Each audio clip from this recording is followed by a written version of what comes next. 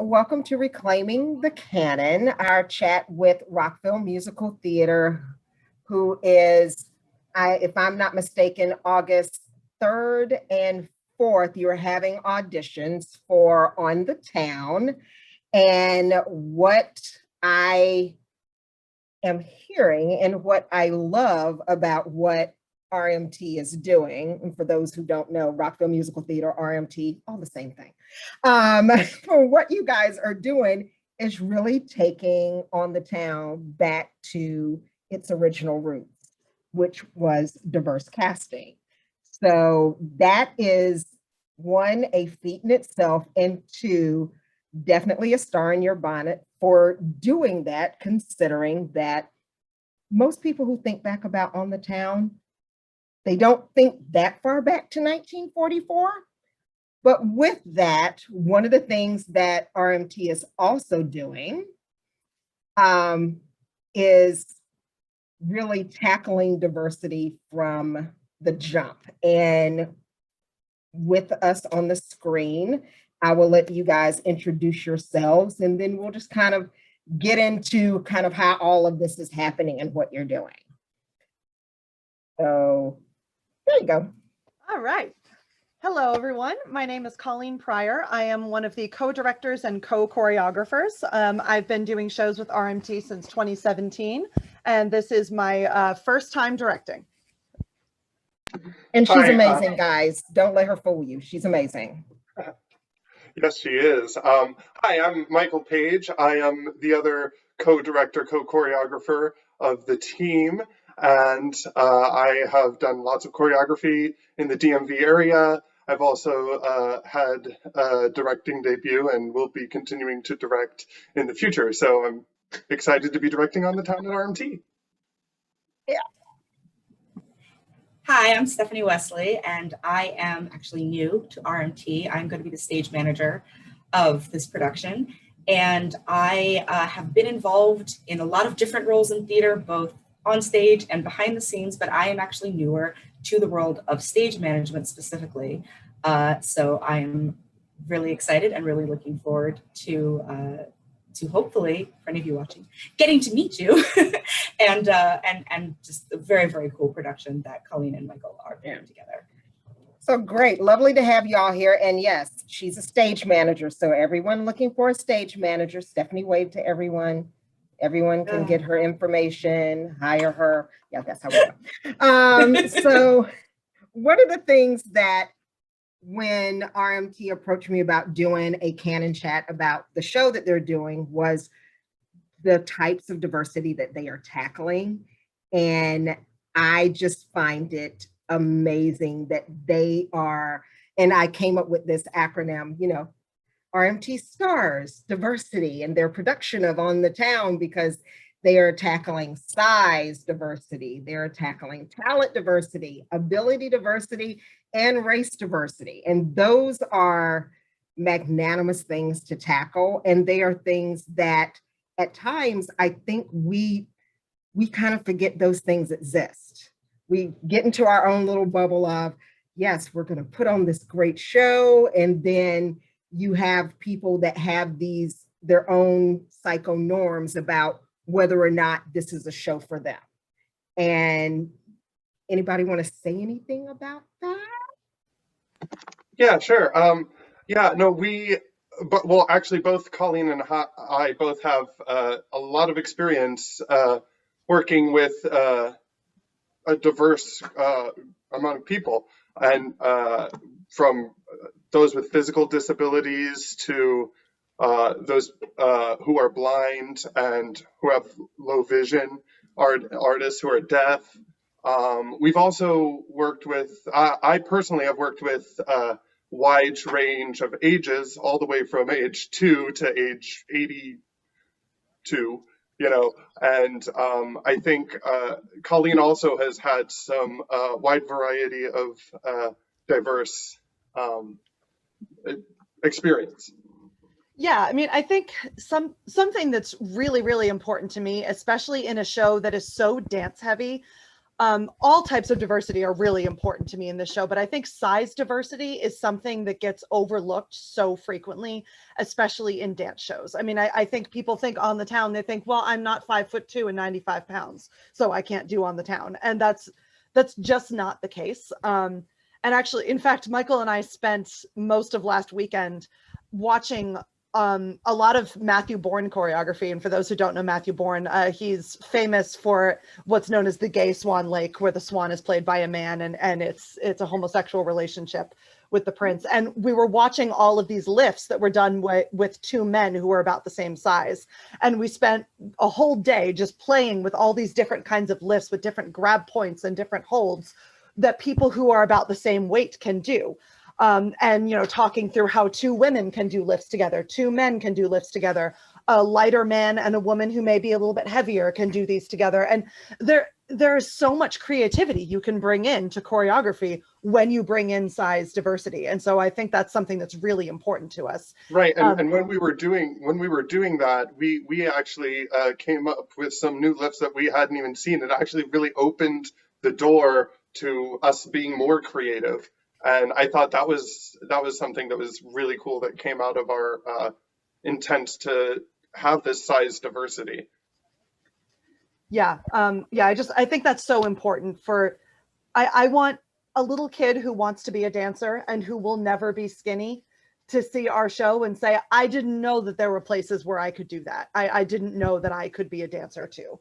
And I want them to see that. Yeah. And I love that with all of these, whether it's size, where it's neurodiverse, whether it's the ability, whether it's race, that what you're doing with On the Town by taking it back to its roots is allowing people to actually see themselves on stage and see representations of themselves on stage. So yeah, someone audition on behalf of me. All of you audition on behalf of me. Just go audition. I always say you can't hear a yes or a no unless you try.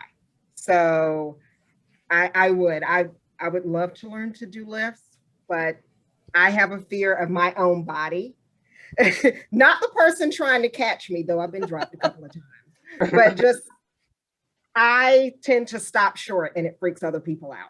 But anyway, so I just love that y'all are tackling all these different types of diversity, and that is extremely just welcoming. And I don't know of another theater that's doing that, and to do it with On the Town is absolutely amazing. So I'm going to stop share for a minute because I'm going to ask a question, and I'm just going to let y'all chat a bit.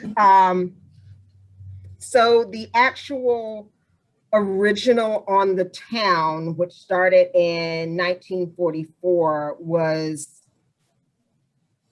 when you say you're taking it back to its roots, talk about that a little bit and what does that mean? Because a lot of people have no idea. True. A lot of people have no idea. And honestly, we didn't know either until we started digging into this show. So Michael and I have been talking about, we're both choreographers, so we need a big dance show. What are we going to do? When we started researching all these shows, and we found that On the Town has this history of racial diversity that has been completely lost and whitewashed over time. The original 1944 production was the creative team was actually a bunch of 20 somethings. Leonard Bernstein, Jerome Robbins, Betty Comden, and Adolph Green. The four of them as the creative team came together. They were all under the age of 30. They were all the children of Jewish European immigrants, and they wanted to say something about racial equality and racial justice. And so in 1944, they put together this show in which the main romantic lead, the ingenue, was played by a Japanese American woman. And they specifically did that to make a commentary on anti-Japanese sentiment at the time. Her name was Sona Osato. She had been on Broadway in one show before and had been in, I think she was in ABT, American Ballet Theater. Yes. Yes, but this was a really big moment because she was playing a romantic lead opposite a white man. And in some of the posters and photographs, publicity photographs, there were pictures of the two of them together. And one story that I think is fascinating is that her father actually had to miss her Broadway premiere because he had been interned in one of the internment camps for Japanese Americans and was being held on probation in Chicago at the time. Yeah, this is her, right? Yes, that's Sona Osato there. And in addition to her, there were 6 African-American dancers cast in the ensemble, and it was a huge cast. So 6 does not sound like that many, but at the time, this was a massive step forward because these 6 dancers were treated as fully equal citizens of New York City, holding hands with dancers who were white, partner dancing with people of other races. And that was huge. And then 9 months into the run, Everett Lee was brought in as a conductor, and he was the first, I believe, correct me if I'm wrong, but I think he was the first African-American music director and conductor on Broadway. Yes. And on top of that, the first one for a predominantly white institution on Broadway. Yes.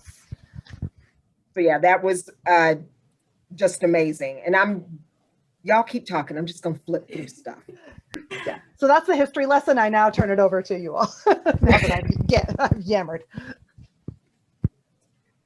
But yeah, because one of the things that as you look back at some of the histories and things that were written about On the Town, a lot of it really centered on the fact that it was such a diverse cast and how they were doing it as a statement against what was happening. And a lot of people kind of even reach back to it from the Civil Rights Act of 1964, which is why I have this slide up. And then my favorite, so you can get to the part that Colleen was talking about. So this is the original production, and here is the lead, and it's just pretty much an entire cast of people, just of different races, nationalities, even though, trust me, this is not everyone that was in the cast that's actually in this particular number. But I just love the fact that these things could happen on stage, and the 6 African Americans that were even in the cast went on to have these major careers later on Broadway, and the things that they were actually able to do. And yeah, even though I'm flying through these, you'll be able to see them. They're attached at the end. But I just love that you guys are really harkening back to that time of making a statement, because things have kind of come full circle in a way. And I know one of the questions that someone is going to ask, that since the original lead for Ivy was Japanese American, is that your intention to do Japanese American, or is it just open casting? I know the answer, but yeah, they're going to ask. Yeah, it's very much open casting. We want everyone represented on stage, as many possible representations on stage as we can have. I think you'll get it. I believe it's just an amazing thing to, one, you did the work. And, you know, I've been doing these chats and conversations over the past year, and a lot of people are like, well, can I do this? And can I do that? It was like, you know, in a weird way, and I've kind of always done that as a director myself, you can do what you want to do. It's your show. The same way that they decided in 1944 that they were going to have this, you know, racially diverse cast. They were going against the grain, and they still got jobs, and they still earned Tonys, and they still won awards. So you too can do the same thing. Right. And they stood up for their reasoning behind why they cast. And I always tell people that as long as you have a response for why you are doing what it is that you're doing, the world will kind of come along with you. You know, I've done The Wiz several times, and I've always had a multicultural cast when I did The Wiz, and people are like, oh, well, white people can't be in The Wiz. I was like, why? White people can't be in Ain't Misbehaving. I was like, okay, I beg to differ. They can be in the ensemble. Harlem did not exist alone as a microcosm of only Black people. White people had to walk down the street, so they were there. So, I mean, there's a way to incorporate the world around the picture that we're trying to create, and or create the world that we want to see. And I think that's what they were doing with On the Town, that they said, you know, with everything that's going on after the war, we're going to put on stage the world that we want to see. Yeah. We want to see this integration of just like-minded individuals enjoying themselves, going through the streets, you know, sailors. Every girl loves a sailor.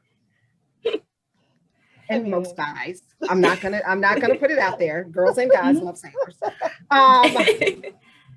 But I think that is definitely something where I think it's great. And I'm literally just elated and overjoyed. And with that, I'm going to shut up, because this is you guys talking about what you're doing. Well, I am going to say, for me, coming in to stage managing, I was so excited when Colleen and Michael approached me about stage managing, to hear the direction they wanted to go. And I grew up, I loved the movie of On the Town. That's what I knew. I did not actually know the history of the show either. And then learning. Yeah, and I would not have thought, having seen production since then or knowing the movie, that On the Town was in any way revolutionary or his important in the world of musical theater history or theater history. And getting to learn about, I will be honest, I am half Japanese, and it absolutely floored me. I did not know this, and it floored me to find out that they had cast a Japanese American woman in the lead role, especially in 1944. And the view that it doesn't always have to be, just because you have a racially diverse cast, it doesn't have to be also about race. It doesn't have to be that your role is defined by your race. That that these are people, these are humans, and these are stories that we're telling. And it doesn't matter if Ivy is played by someone who's white or Asian or Black or Hispanic or what have you. It does not matter. And I thought that was just so interesting to learn and really compelling. And I also, we talked a little bit about this idea of how, what art does then, this idea of they were showing the world like that they wanted to see. And that art is then reinforcing, it has that power to reflect reality as well and also shape it. And when you've whitewashed the story over these decades, then in later generations, people think, well, that's what New York looked like in 1944. And of course, New York was not all white in 1944. I mean, this idea, that this is not actually what it creates this fiction of what we think America used to look like, or New York used to look like, that's false and doesn't reflect the world as it was either. And so I think that the power of art to then bring it back and show a different version of the world, and also undo that fiction is incredibly powerful, and it's just it's a really exciting thing about the show and what Colleen and Michael are want to explore with it. So I'm excited to then be a part of it. Wow, now you got me excited. Well, and something, this is like a little bit off topic, but the three of us were chatting before this just about some topics we wanted to cover, and we got down a little bit of a rabbit hole on early to mid 20th century civil rights movements and the really interesting and unique intersectionality between Jewish activists, Asian activists, and African American activists throughout in post-World War I through the Civil Rights Act in the 1960s, and how this show actually is a really interesting artistic intersection of all of those. It was all of these young Jewish adults doing this show to take a stand against anti-Japanese sentiment and against racial segregation against African Americans. And I think all three communities worked together in really interesting ways. And of course, the history is very complex and gets more and more complex through the second half of the 20th century. And that's a whole other rabbit hole that's for a different podcast. But we have our own show. Hold on. I know, right? But it's like, that's just something that's really interesting to me, is all three of these communities had really interesting things to say and really interesting intersectional relationships with one another as they all fought for equal rights in America and equal recognition in America. Yes, and I think it's interesting. I'm sorry, go ahead, Michael. Yeah, and it's like, and it's great. It's just great that On the Town and that original production was a place where minorities were respected and showcased. Yeah. And when I learned that, Colleen, the researcher, she was like, "Hey, I found this wonderful thing out about On the Town." I was like, "Oh, cool!" And then I was like, "Whoa, I did not expect that to be what it is." It's just, it warmed my heart when I heard about it, and it was just wonderful. Oh. Well, and if I can take off my historian hat and put on my ultra feminist hat for a minute. I'm always wearing my feminist hat. Something I love so much about this show too is it was co-written by a woman, Betty Comden, and so there are so many strong female characters in this show. And that is not to say that men cannot write strong female characters. I'm married to a writer and he writes fantastic ones, but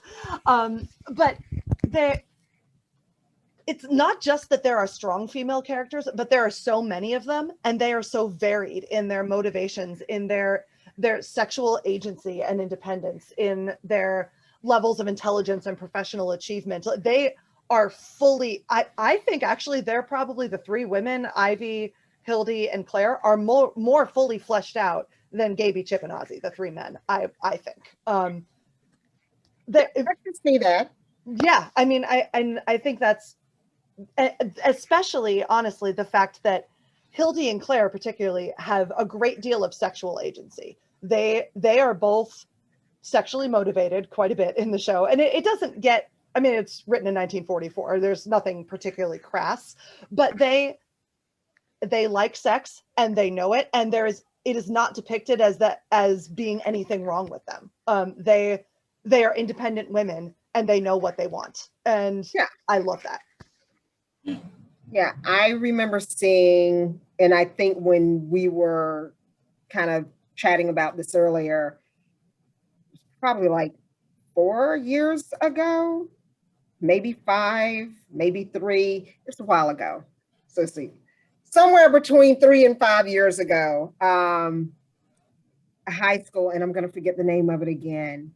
I think it's Whitman High School in Bethesda did On the Town, and the director, who is a friend of mine, invited me to come see it, but he literally had, his lead was a African-American, one of the guys was Filipino, like he had tons of different races and nationalities that were in that cast, and the kids were absolutely amazing. And even still in this day and time, there were people that had issues why did this kid get it over my kid, or, you know, whatever. And you're going to run into that whenever you take a stand against something that isn't the norm. And yes, On the Town is one of those shows that started out diverse, and literally, with the exception of that production that I saw there, has literally been whitewashed. So, I mean, there's a slide that I had where you go from, you know,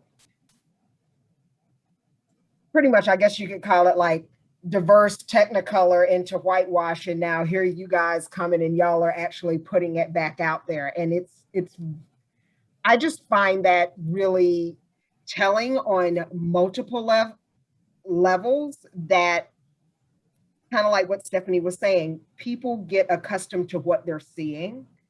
And sometimes a simple, you know, click of Google, you know, sometimes you have to go past page one. You will find a lot of other, you know, little details. You know, when I was putting together the slide presentation, I stopped at page 5 because there were some really deep rabbit holes that started happening. And I was like, okay, this slide presentation is going to be like 50 slides long if I just don't cut it off at the top. But I just find it engaging as a performer, as someone who is now looking at theaters that I would work with, audition for, is to actually see that they have done the work to just open up avenues for how they look at shows and how the community looks at shows. And yeah, I find it just, yeah, it just kind of warms my heart. Y'all not gonna have me get emotional over On the Town. It's not happening. Well, and I think the idea that people get used to, you know, people get used to what they see, and how reinforcing that is as well, in terms of people get used to how they can see themselves, you know, in a role or on stage. And what Colleen said about, you know, wanting, you know, a child to come and say, I didn't think I could be that. And I see it. And I can see someone who looks like me in a dance role. I think that that's true for anyone who is not typically seeing themselves depicted in some way in media or in theater, on stage. And it's a huge shift to suddenly then see, hey, that's someone who looks like me as the ingenue or as the lead character. It's not just a character who can be in the background or some other marginalized role on the stage. And so I think that and I think that's part of, for I know Colleen and Michael have been doing a lot of work on wanting to make sure that their goals and their vision are out there before auditions, because it's partially, you know, wanting people to know that you should come and audition, because you may not think, because you haven't seen the show cast like this, that those roles are open. And the whole idea is, no, they absolutely are. But people get used to self-selecting themselves out of certain shows because they've never seen it cast that way, and they have no reason to think that it will be.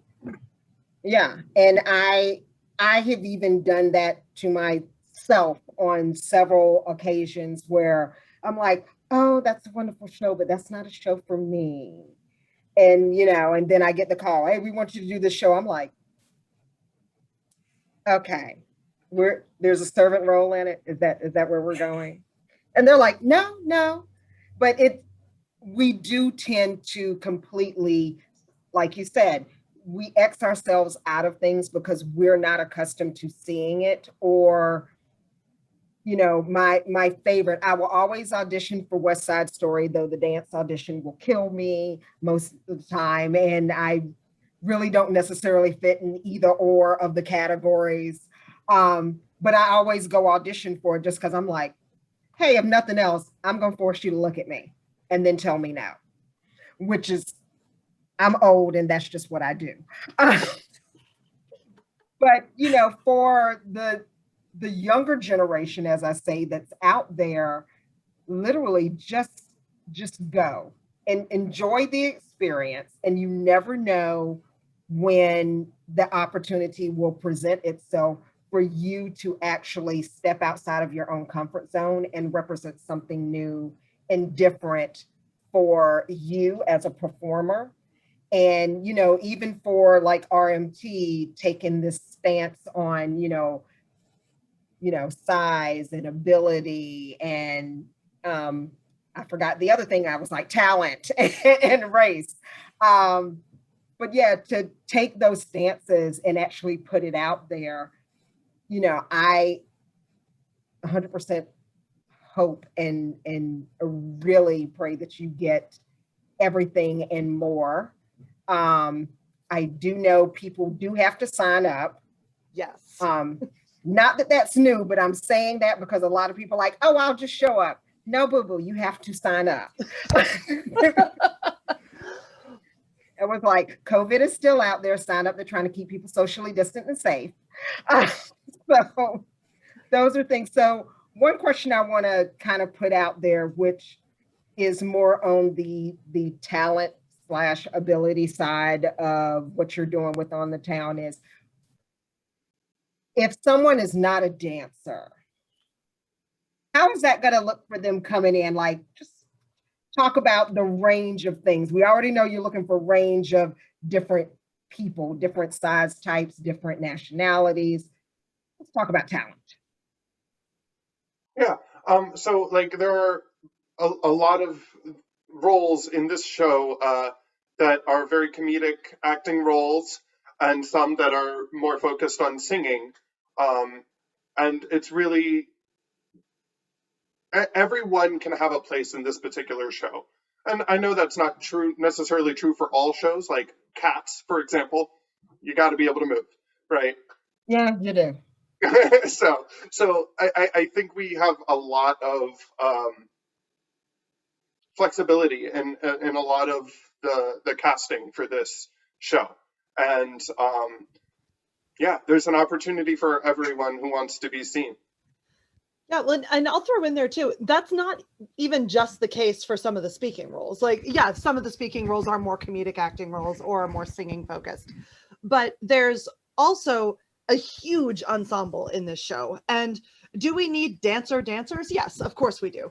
We also need people who can really deliver a punchline, and we need people who can harmonize, and we need people who can hold a melody line. And so I think there is room in all parts of this show, in some of the lead roles and in the ensemble roles, for people who aren't necessarily dancers. And I mean, one of the reasons that I like choreographing for community theater so much is I think it's really, really fun to take a group of people with completely different dance talent levels and put it into a picture. Use what each individual person is good at to make a really complicated and colorful picture. That is my favorite part of choreographing for community theater. And I think we all agree with that, because we were saying you have those. It was like, I have my triple turners. I have the ones that can do a single turn and maybe fall out of it, maybe not. And then I have those that can wave their hands really well in the background.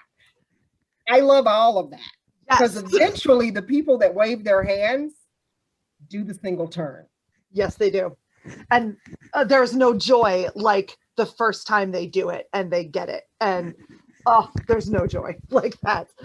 Yeah. But I know, and Michael, I'll let you, of course, speak to your own experience, but I know Michael and I both have experience working with advanced, professional level dancers, and also 3-year-olds who don't know their left from their right. And adults who don't know their left from their right. Yeah, it does happen. It does happen. I sometimes say the wrong one when I'm teaching. Fair warning. Yeah, I always say, if I say go left, question me, because I'm always a righty. So I always say, do as I do, not as I say. I was like, so go left, and they go, I was like, yeah, question me, because that's not what I meant. Go the other way. But no, I am overjoyed with what you guys are doing. So is there anything that you guys want to say to anyone that is watching this to assist them? Like, yeah, any parting words or insightful insight?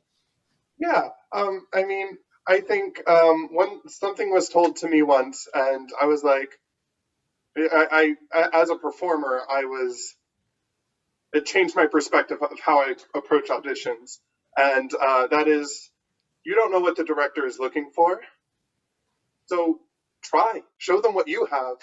They might find that that's what they want. So just come out to audition and try. Yeah. I've had people change my mind a lot. Mm-hmm. A lot. I was like, oh, okay. Okay. I might have to put them in, but they're not a dancer. That's all right. I'll make people dance around them, make them think they're moving. I've had people change my mind.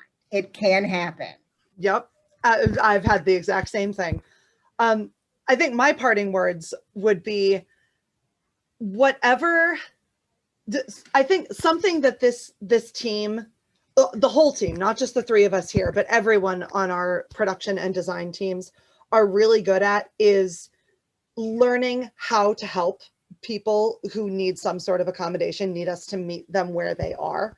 And at my job, I actually do a lot with accessibility.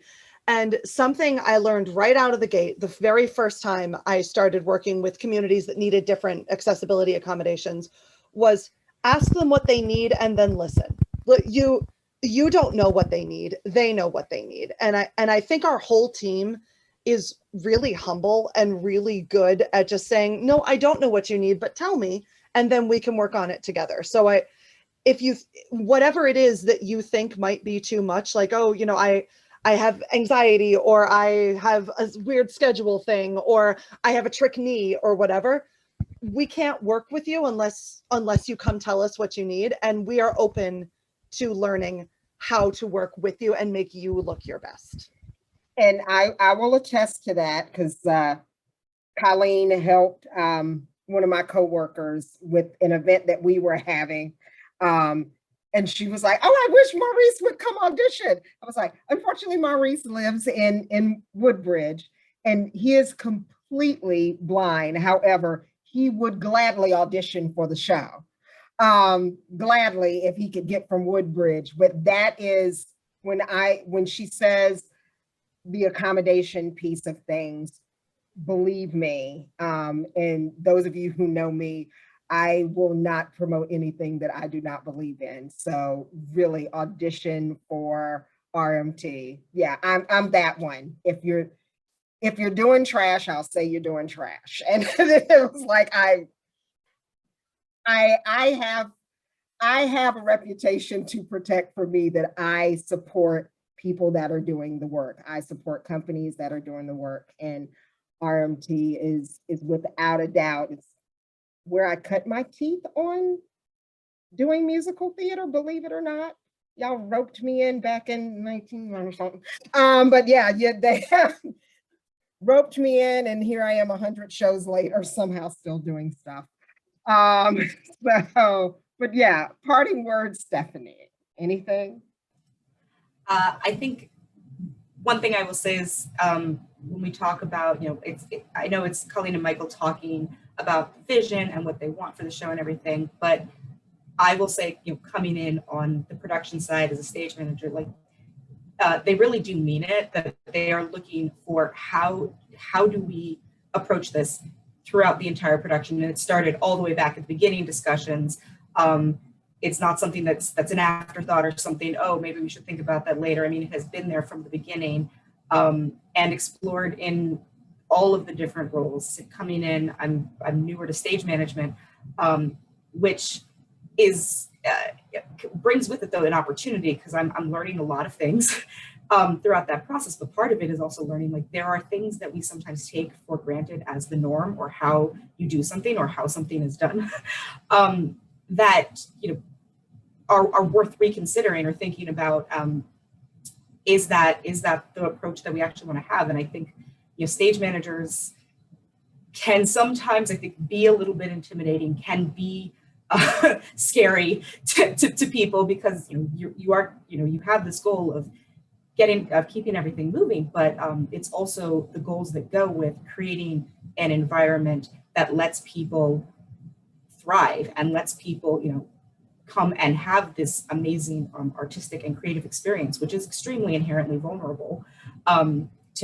Art is vulnerable, and exploring art is vulnerable. So I think that they really mean it when they've looked at this throughout the production and the different roles in it.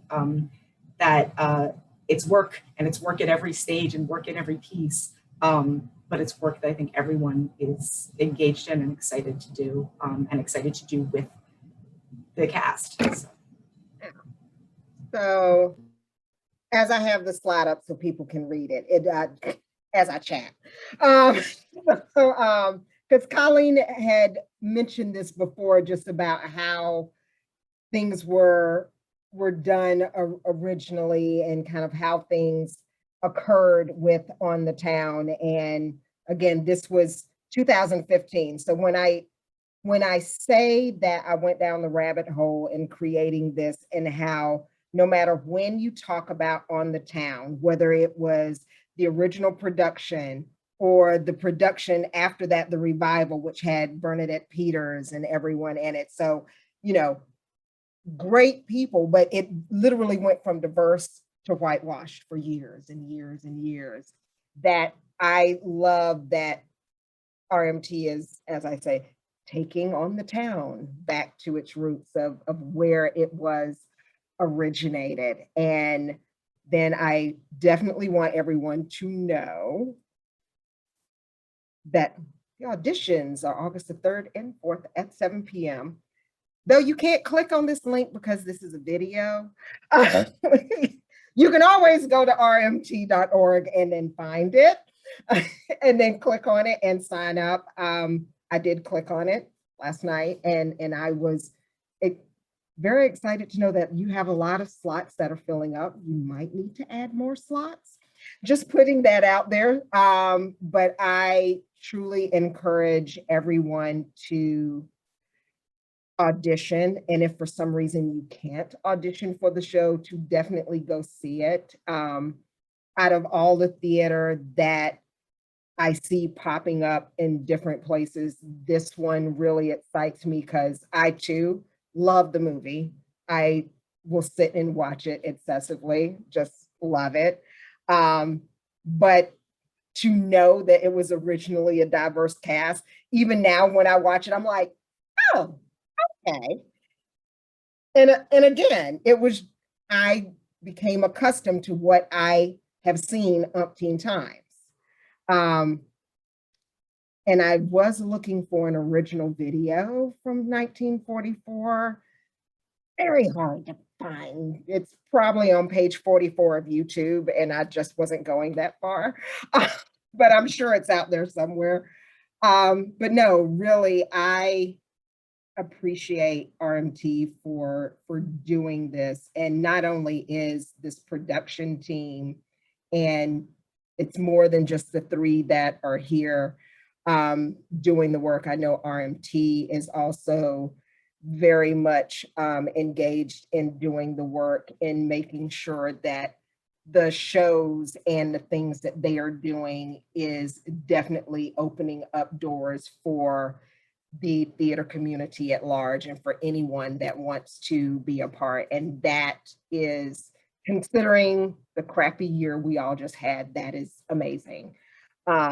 So kudos to On the Town production team, kudos to RMT, and I want to thank Colleen and Michael and Stephanie for being open and vulnerable and doing the work. And I'm excited for the success that you guys are going to have with the show. And I truly, truly believe that it's going to be like mega success.